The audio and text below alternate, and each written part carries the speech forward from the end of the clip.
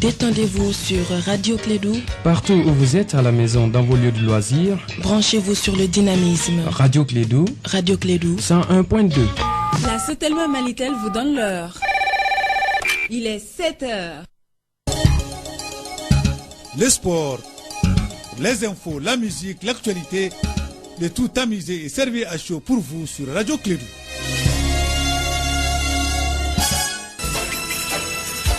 Radio Clédou, le journal avec Sotelma Malitel.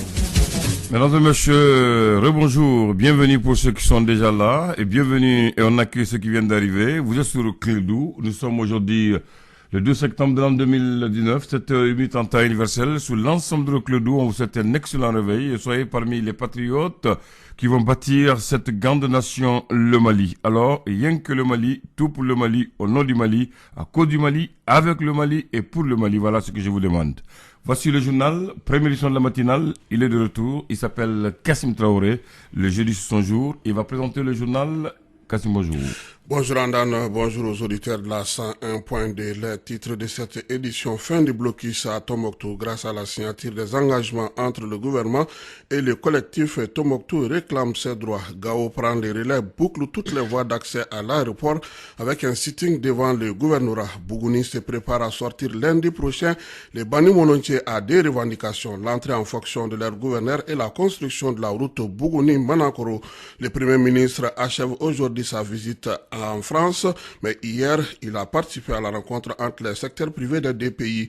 59e anniversaire de l'indépendance du Mali, l'UAPREM s'engage à faire flotter le drapeau malien sur l'ensemble du territoire. Voilà pour les titres. Les détails dans une poignée de secondes avec Abdoulaye Andano aux opérations techniques. Au micro pour la présentation, Kassim Traoré.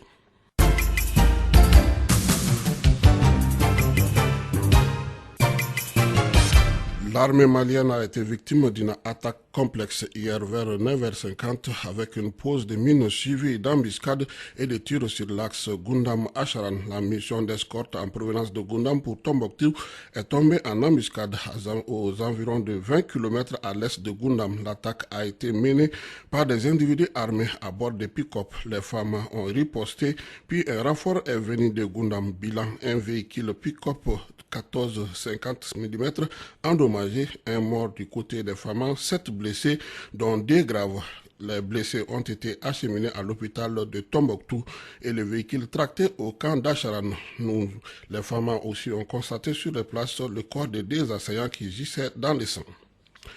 Nous restons à Tombouctou où le blocus a été levé. La rencontre entre l'équipe gouvernementale et la plateforme Tombouctou réclame ses droits a pris fin avec un protocole d'accord qui a été signé hier entre les deux parties. Écoutons respectivement le président du collectif Ibrahim Adjawakoui et Yaya Sangaré, ministre porte-parole du gouvernement.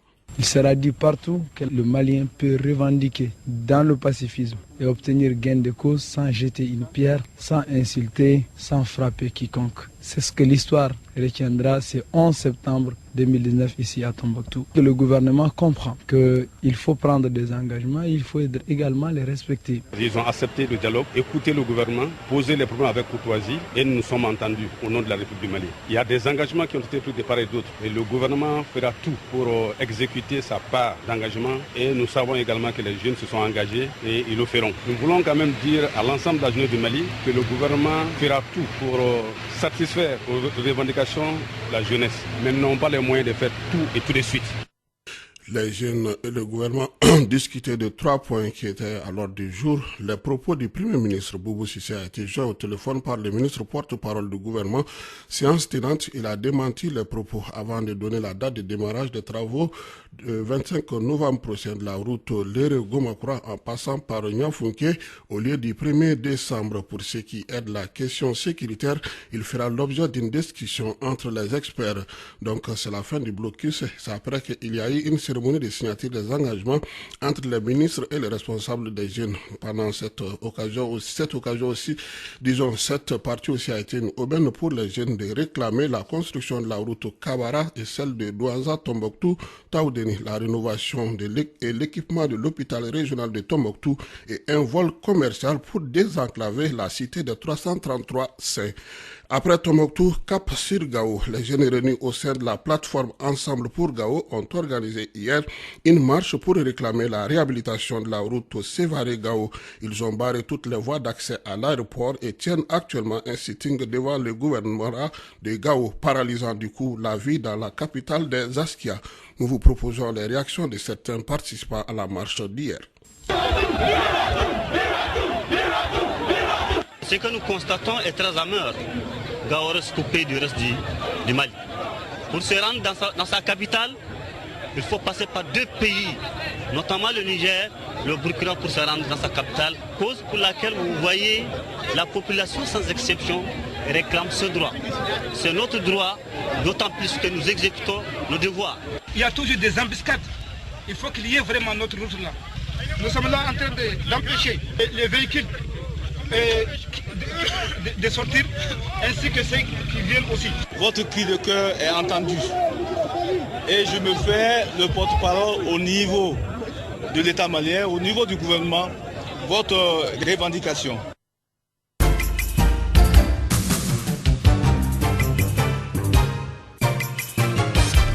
Le Premier ministre malien termine aujourd'hui sa tournée parisienne. Il a rencontré hier les hommes d'affaires français en présence des opérateurs économiques du Mali pour leur présenter les atouts du Mali sur le plan socio-économique et sécuritaire. Dr Boubou Sissé. Ma volonté ainsi que celle du gouvernement du Mali est d'œuvrer également pour une meilleure traduction de ces liens fraternels dans les interventions, dans les investissements du secteur privé français, en partenariat avec le secteur privé malien dans notre pays. Les opportunités, elles existent, elles sont nombreuses, elles sont diverses. Fait que nous sommes dans une situation où nos forces de défense et de sécurité sont mieux formées, elles sont mieux équipées. Nous pensons qu'elles sont même requinquées moralement et elles continuent leur montée en puissance et arrivent à quadriller de mieux en mieux l'espace géographique au niveau de l'ensemble du territoire et en synergie avec les forces alliées telles que la MINUSMA, telles que Barkhane, les forces conjointes du G5 Sahel. Tout cela mis ensemble a permis quand même de repousser un peu les forces hostiles dans leur dernier retranchement. Puis nous sommes aujourd'hui en train de travailler pour chercher à les mettre définitivement hors d'état de nuire. Les forces de défense participent également à la sécurité des investissements en cours, notamment des travaux d'infrastructure, d'implantation d'unités industrielles et surtout de déploiement de la fibre optique. Lors de cette rencontre, le ministre malien du secteur privé et le président du patronat ont pris aussi la parole. Mamadou Sensi Koulibaly, suivi de Safia Bouli.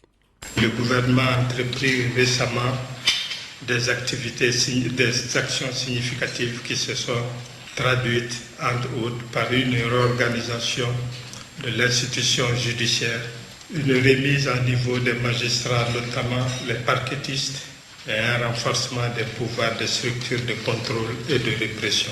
Le secteur privé, avec à sa tête le CNPN, reste à l'avant-garde de ce combat contre la corruption. Nous avons déjà plusieurs jalons qui ont été lancés. Donc il y a l'aspect de l'entrepreneuriat, de la revue des PME, comment est-ce qu'on peut les aider à mieux se catégoriser et se spécialiser pour qu'on puisse aider la transition de l'informel au formel. À travers cette transition, nous pourrons aussi avoir des programmes beaucoup plus dédiés à leurs besoins. Et du côté, bien entendu, du financement, parce que nous portons aussi la politique nationale de microfinance, c'est de nous assurer que les différents acteurs de l'architecture du financement répondent aux besoins de l'entrepreneuriat. Après le forum de la société civile sur le dialogue national CRI 2002 a fait le point de sa participation à cet atelier. Le président de CRI 2002, Dr Abdoulaye Sall, s'est dit serein quant à la bonne tenue du dialogue national. Je dis bien, on dit dialogue politique inclusif, et inclusif s'accorde avec dialogue. Si c'était avec politique, on allait dire inclusif. Si c'était les deux, on allait mettre S, inclusif. Donc pour moi, le politique, ce n'est pas autre chose. C'est comment créer des richesses matérielles et immatérielles et comment répartir les flux de cette richesse entre tous les fils du pays ou encore les investir dans le développement des services sociaux de base. Mais nous optons pour le titre dialogue national inclusif, mais il faut qu'on dise pourquoi. C'est pourquoi il a été retenu par exemple le panel que moi j'ai eu à modérer. On dit dialogue national inclusif pour l'unité et le redressement du Mali. Alors, ceci est extrêmement important. Le titre doit avoir non seulement le contenant, mais le contenu. Le titre représente ce qu'on appelle le contenu. Pourquoi on organise ce dialogue national inclusif? Donc il n'y a ni partant, ni non partant. Mais il revient à ceux qui décident de pouvoir également constituer un vivier de ce pourquoi certains se considèrent comme non partants, pour prendre les éléments qu'ils sont en train de distiller ou de livrer dans les journaux pour alimenter le débat qui va venir.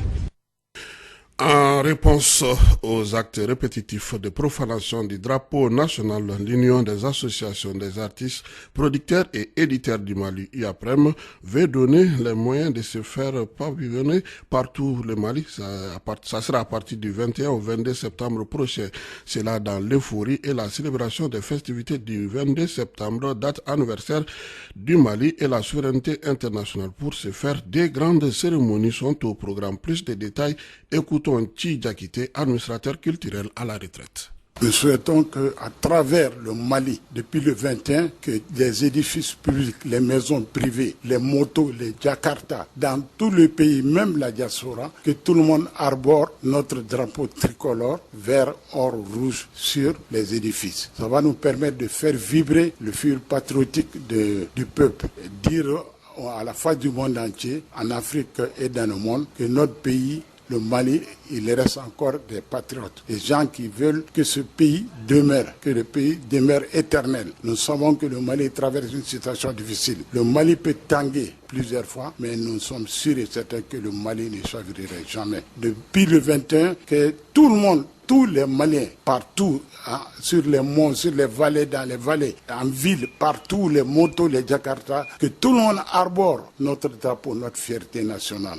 Le 21 dans la nuit, il y aura une grande manifestation populaire au niveau du esplanade des cinquantenaires. Et tout le monde est convié avec les mêmes drapeaux en tenue traditionnelle. Et le 22, le jour de la fête même, à partir de 16h, qu'on se retrouve sur la même place, sur la place du cinquantenaire, et il y aura du folklore, la tradition, et tout le monde danser et chanter le Mali.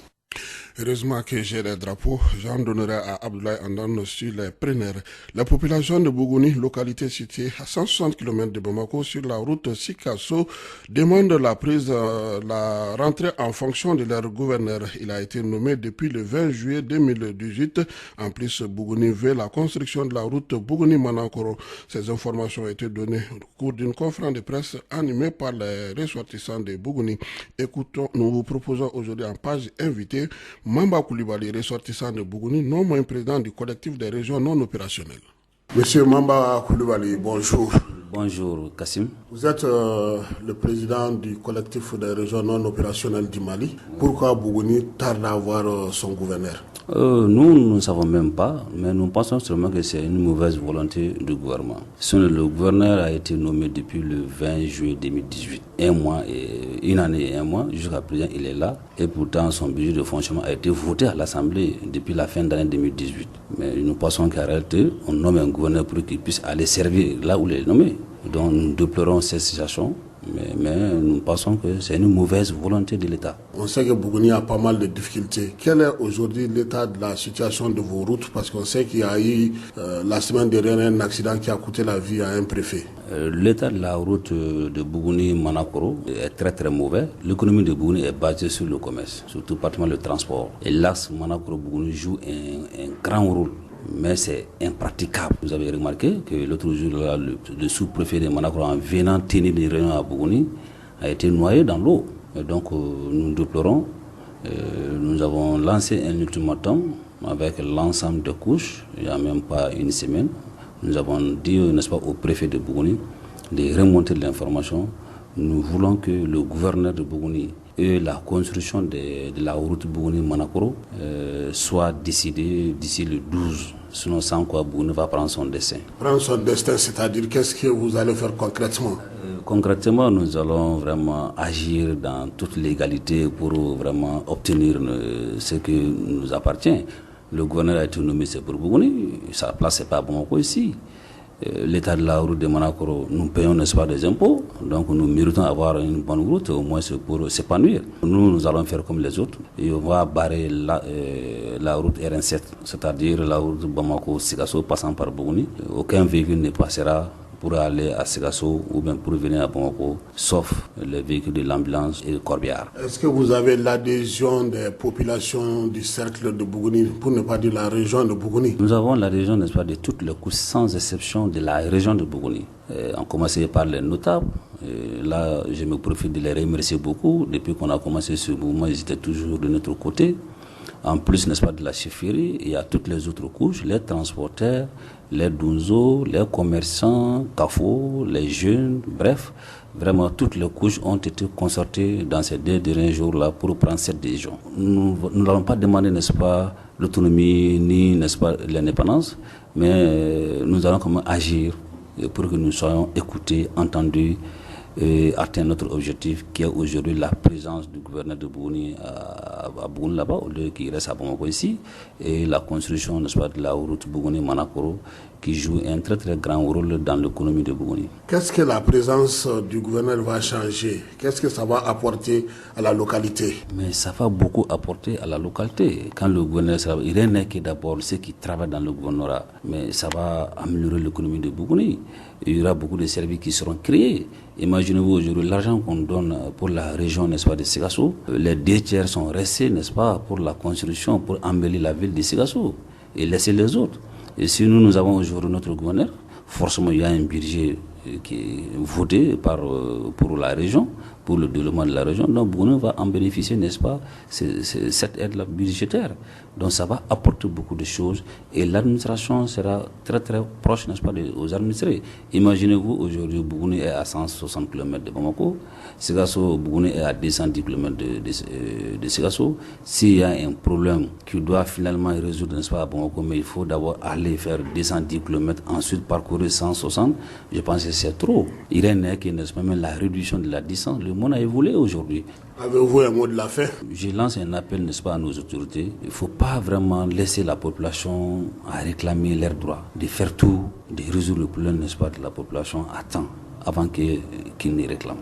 Donc, je ne souhaite pas qu'on aille, n'est-ce pas, à cette date ultimatum qui va vraiment gêner beaucoup de passagers, des gens, n'est-ce pas, qui n'ont rien à voir avec ce problème-là. Et donc, mais s'ils ne le font pas, je lance un appel à tous les ressortissants de Bougouni, qu'ils soient à Bougouni ou bien ailleurs, vraiment de nous soutenir.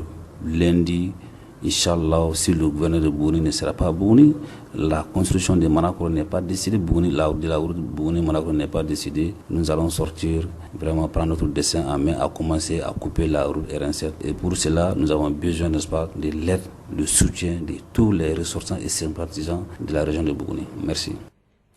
C'était là Mamba Koulibaly, président du collectif des régions non opérationnelles. Bougouni aussi va couper la route, une autre route qui sera coupée.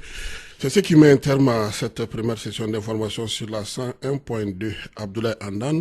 Oui, Kassim Traoré, le débat politique portera sur quoi? Pourquoi les politiciens ne peuvent pas parler au nom du peuple jusqu'à ce que le peuple agisse à son nom? C'est ça, non? Le peuple commence à prendre son destin en main aussi. Et c'est la meilleure façon de s'exprimer, parce que les politiciens de côté maintenant, c'est face, pouvoir, peuple.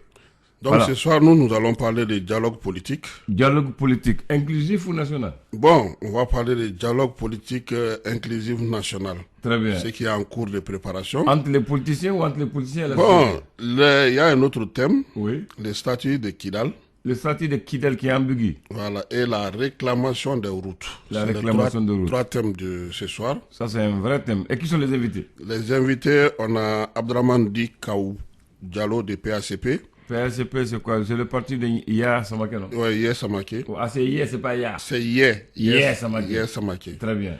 Nous avons Maître Chakoumar Konare, il est avocat. Oui, ancien journaliste. Oui. Il a immigré. Mahamadou Diko de l'IRD. Oui.